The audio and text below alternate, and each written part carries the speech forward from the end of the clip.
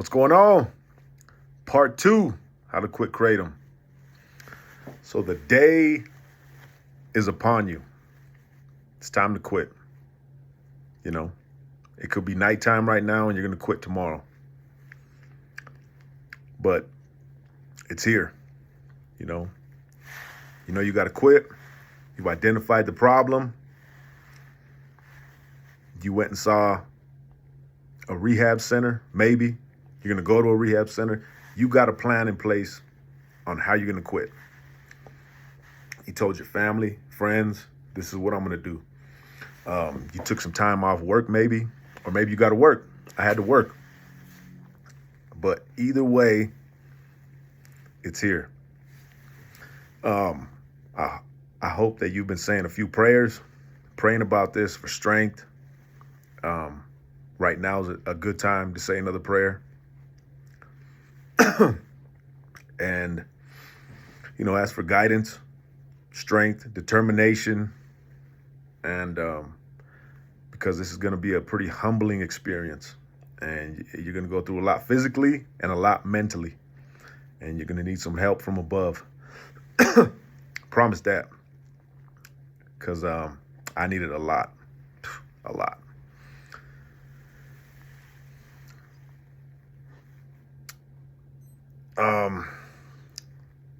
So it's here.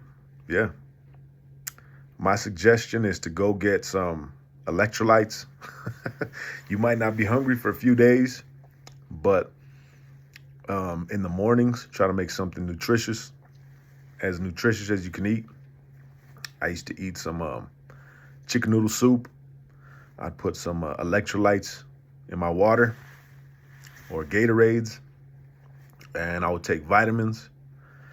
And I used to drink a lot of fluids, even though your stomach's going to be messed up,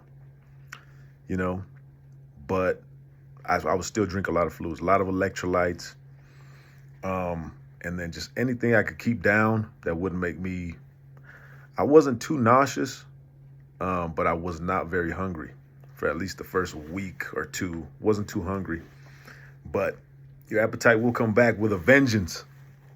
You'll be hungry again. Promise you that. I'm at like 210 pounds now. So it came back. But you got a few days of that will not be enjoyable. And that's what it is. You're here. Day one, before you know it, you're going to be feeling anxious. You're going to have restless legs. You're going to have the jitters, twitches. And when you're in that moment, you're in survival mode. You're going to be in survival mode.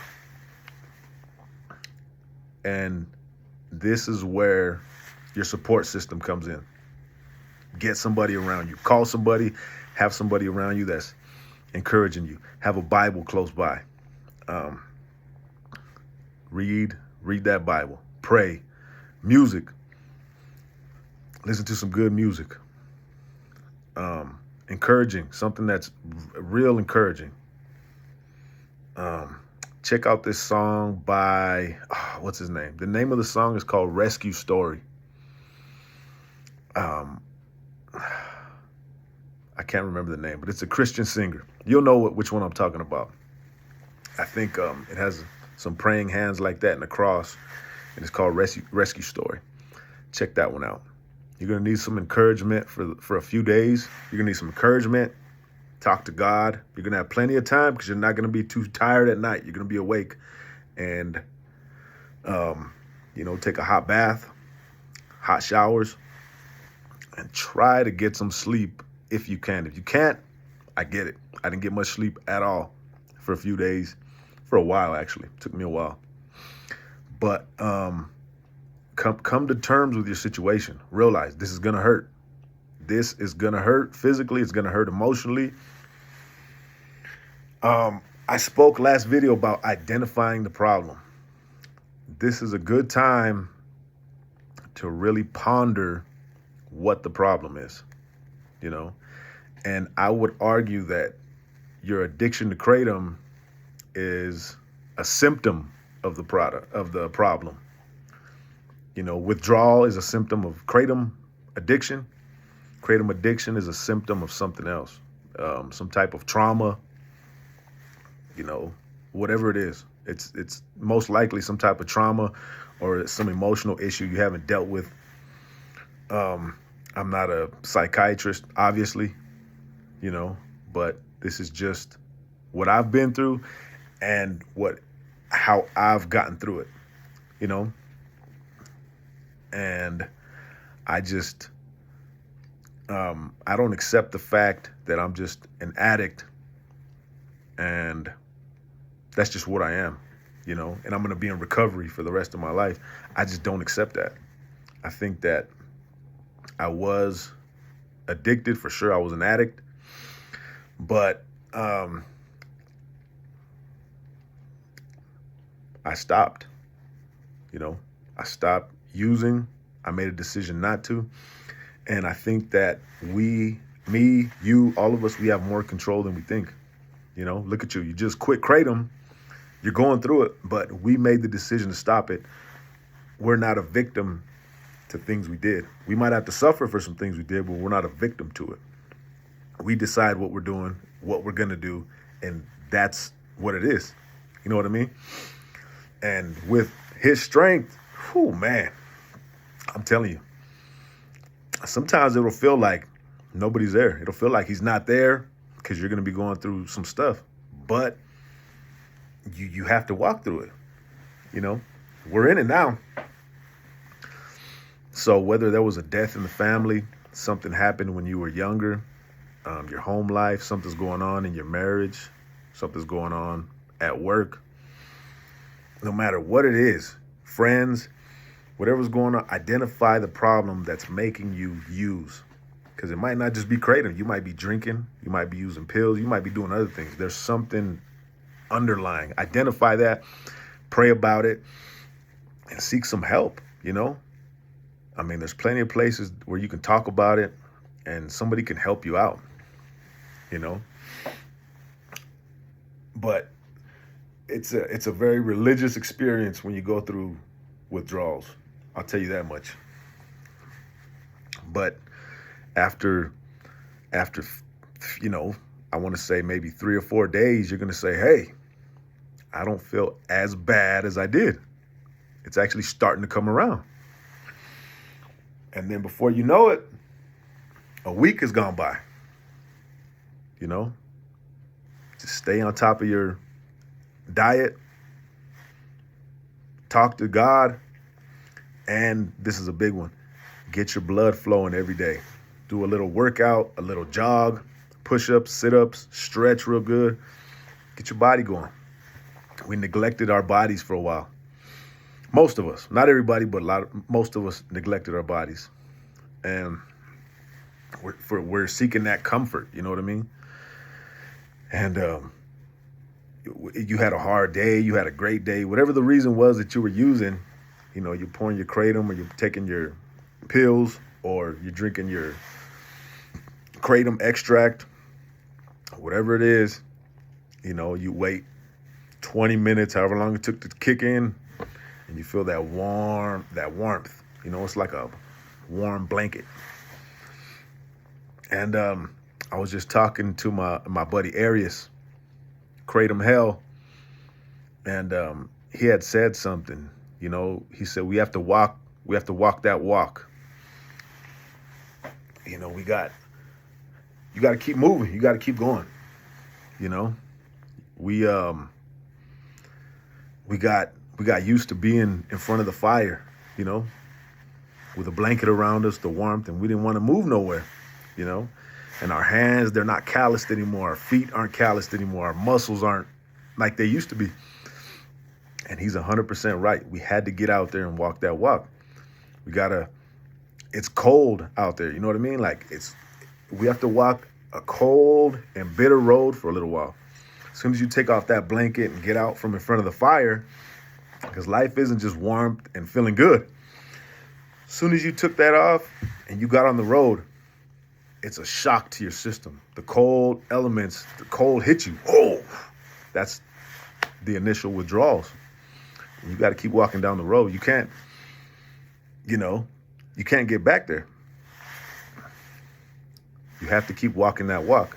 And before you know it, we think we're all going to end up at the beach somewhere, a warm beach. It's not like that. That's not the case. It's not about ending up at a warm beach somewhere. It's about getting them calluses back on your feet and your hands, getting your body back to where we can withstand the cold, you know? And before you know, we're not in the snow anymore and it's not below zero. Now it's, you know what? It's not always this cold, you know? Maybe it's in the 50s now. I don't need a jacket. Like, I'm good because I'm used to it, you know? We got kind of weak mentally and physically, and we have to get back some strength. You know what I mean? And to do that, you got to walk the walk. You got to go through that. You got to go through something hard, withdrawals. You got to get out, got to get off kratom.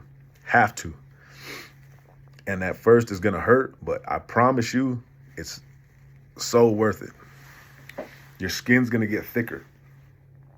You know, you start dealing with these problems that we have. We start looking to God, start working out, getting our diet and our physical health, every aspect we can. You know, you start treating your spouse correctly. You start treating your kids correctly. You start trying at work. Even if you're not at the job that you want, you start trying. I'm showing up on time. I'm ironing my clothes before I go to work. I look sharp at work. I'm putting forth effort. And I'm trying in every aspect of life. And then before you know it, I could change jobs. Like, I look sharp, or I can get what's that called? When they move you up in the company, you could get I still have kratom brain sometimes. You know what I'm talking about. When they move you up in the company, a promotion, there you go. Or you can get a promotion at your job. I mean, it's just, there's a lot of things, you know, you start going to church and then, man, like, I didn't have that many friends before. Now I got a few friends at church that are actually like solid people, real people. I'm starting to serve. Sorry, I cut off for a second. I'm starting to serve at church. You know, I'm starting to help out on the team, or I'm starting to volunteer my time. You know, it's just, once you focus on yourself, and it's not in a selfish way. People think, oh, I got to put me first. It's not even about that. It's not about thinking of me and spoiling me. It's not about that at all. It's about take care of yourself physically, mentally, spiritually, and then you can pour into other people. Because if you're only focused on yourself, I mean, that's a meaningless life. In my opinion, that's meaningless, you know? If you're on an island by yourself, eating mangoes all day and splashing in the water, it's worth nothing if you're by yourself. I promise you. Other people are what bring the joy to you. You know what I mean? Your kids, your spouse, friends. I mean, it's great with other people, good people around you, you know? But once you've been off for a few weeks, you start thinking, whew, man, like, all right, I'm kind of out of the clear. I'm kind of out of the storm now. I'm kind of in the clear.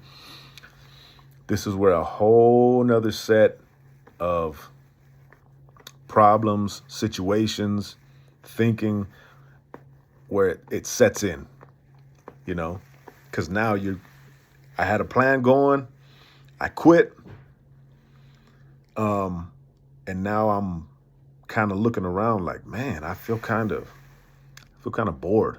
I kind of feel like using something again. I don't have withdrawals. My sleep might not be great yet, but my sleep's getting better every day. My energy's slowly coming back. Everything's just starting to look up. I'm starting to get back to normal. You know what I mean? Whatever normal means. And you decide what normal is. You know, you could say, oh, I want to get back to the way it was before. I want to get back to this. But was it great before? What made you start using kratom to begin with? You know, maybe you want to be better than before. And that's really what we should strive to be. Better than we were before we started using kratom.